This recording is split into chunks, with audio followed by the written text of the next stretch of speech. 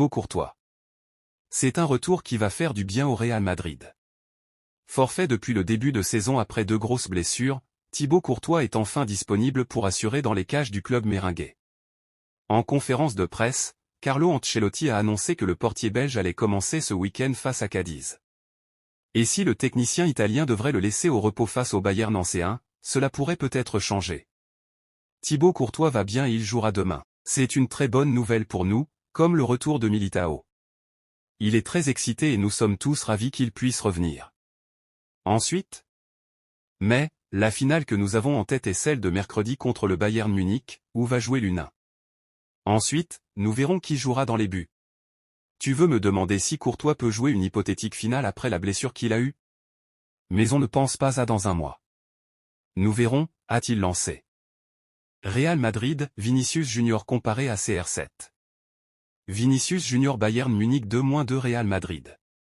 Homme du match face au Bayern Munich, 2-2, Vinicius Junior a une fois de plus impressionné en Ligue des Champions. À Munich hier, le Brésilien s'est encore illustré en inscrivant un doublé et a représenté un danger constant pour la défense allemande. Vinicius fait ce que faisait Cristiano Ronaldo, a résumé le quotidien madrilène Marca. Un autre de ses coéquipiers le compare à la légende portugaise du Real Madrid.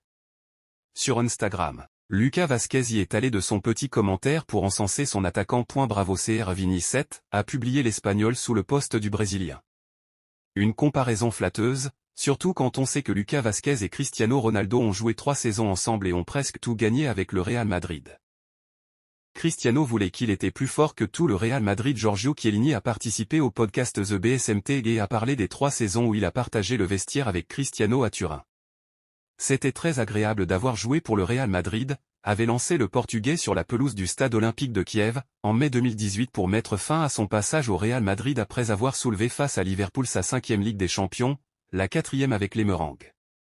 Une fin abrupte pour le meilleur buteur de l'histoire du club. Quelques semaines plus tard, la Juventus a conclu sa signature pour 117 millions d'euros et a ouvert un nouveau défi dans la carrière du joueur. Après avoir triomphé avec Manchester United et la Casablanca, CR7 se sentait capable la première champion à la Juve depuis plus de 20 ans.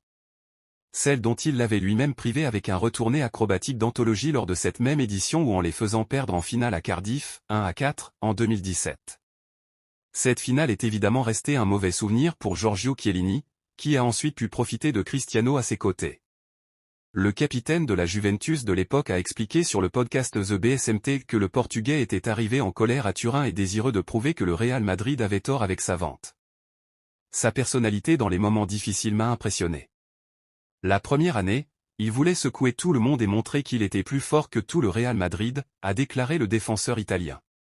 Cette saison-là, la Juventus avait de bonnes chances de remporter la Ligue des Champions, mais elle a finalement été éliminée par l'Ajax Amsterdam en quart. Après une remontada épique contre l'Atlético en 8e de finale, le Portugais ayant joué un rôle clé. Nous avons eu de la malchance avec les blessés et nous avons perdu contre l'Ajax. Si nous avions atteint la finale, je suis certain qu'il nous aurait menés à la victoire, a-t-il affirmé.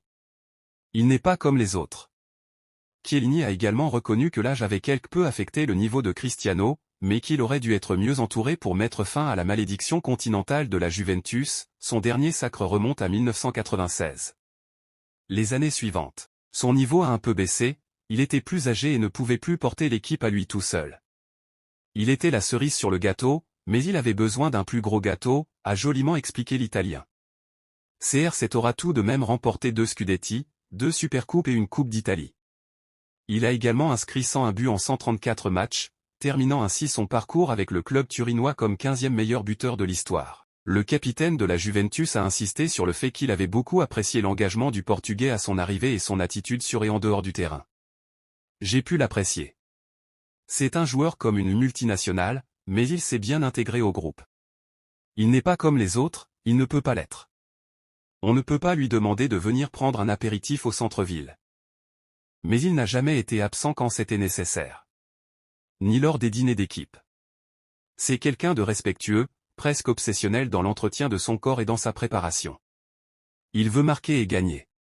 Ce fut un honneur d'être son capitaine à la Juventus et de vivre chaque jour avec un champion comme lui, a conclu Chiellini. Manchester City Joao Cancelo est en route. Le latéral Joao Cancelo, prêté par Manchester City au FC Barcelone, a connu des hauts et des bas ces dernières semaines avec les Blaugrana. Malgré ses récentes performances décevantes, le club catalan souhaite toujours conserver le joueur portugais. En effet, l'entraîneur Xavi et le directeur sportif d'Eco voient en Cancelo un atout précieux pour l'équipe en raison de sa polyvalence et de son potentiel offensif, ainsi que de son impact positif dans le vestiaire. Cependant, pour concrétiser cette volonté, le Barça doit encore négocier avec Manchester City. Les Sky Blues espèrent un transfert définitif de Cancelo, tandis que le Barça préférerait un nouveau prêt, cette fois-ci avec une option d'achat. Les discussions entre les deux clubs seront déterminantes pour l'avenir du joueur au Camp Nou. Le Real Madrid avance pour un jeune crack. Franco Mastantuono. Le Real Madrid continue de préparer son futur. Avec le recrutement d'Arda Güler et l'arrivée future à Madrid d'Endrick, les futurs champions d'Espagne sont déjà bien garnis en joueurs offensifs prometteurs. Mais le club madrilène veut continuer d'acheter des pépites. Selon plusieurs médias argentins, le Real multiplie les rencontres avec les dirigeants de River Plate pour acheter Franco Mastantuono. Le joueur a une clause de 45 millions d'euros, ce que le club espagnol trouve excessif. Les dirigeants madrilènes tentent de faire réduire le prix et seraient prêts à le laisser au club argentin jusqu'à la saison 2025 à 2026. À 16 ans, le gaucher joue régulièrement avec River Plate. Le jeune milieu de terrain offensif compte 11 apparitions et 2 buts avec le club argentin. Le Real Madrid n'est pas seul dans ce dossier. Même s'ils sont les plus avancés, ils font face à la concurrence du PSG et du Barça. Barça, gros coup dur en vue pour Joao Félix. Le Portugais est prêté cette saison au Barça et n'a pas semblé être capable de s'imposer dans l'équipe type de Xavi. L'international portugais n'a pas réussi à se relancer du côté du Barça, lui qui est prêté jusqu'à la fin de la saison en Catalogne. Au moment de son arrivée chez les Blaugrana, Joao Félix avait annoncé sa fierté de porter le maillot de son club de rêve, mais peine à confirmer. Avec 7 buts et 3 passes décisives en 26 matchs de championnat cette saison, il n'a pas semblé être un joueur capable d'apporter une réelle plus-value dans l'effectif de Xavi, qui a annoncé il y a quelques jours qu'il prolongerait son aventure au Barça pour au moins 1 an. L'avenir s'assombrit pour Félix au Barça. En effet, Sport affirme que l'attaquant de 24 ans n'a pas du tout su convaincre Xavi de le conserver et a même donné l'impression de sélectionner ses matchs en Espagne. La situation du Portugais semble donc compromise en Catalogne, lui qui étant prêt jusqu'en juin prochain. La solution la plus probable pour qu'il reste serait alors de répéter un prêt pour la saison prochaine, mais il faudra alors baisser son salaire et que le club auquel il appartient, l'Atlético Madrid, accepte cette offre. C'est donc un dossier complexe qu'il faudra suivre attentivement lors du prochain mercato estival. Quel avenir pour Thiago Silva? Thiago Silva sous les couleurs de Chelsea. Lundi, Thiago Silva a annoncé avec beaucoup d'émotion son départ de Chelsea à l'issue de la saison. À bientôt 40 ans, le Brésilien va se pencher sur son avenir à court et long terme. Durant 4 ans, Thiago Silva a vécu son rêve bleu à Chelsea. Arrivé dans la capitale anglaise après avoir conquis Paris, le Brésilien a connu les montagnes russes avec les pensionnaires de Stamford Bridge. Mais à presque 40 ans, le défenseur est arrivé au bout de son aventure dans la cité anglaise.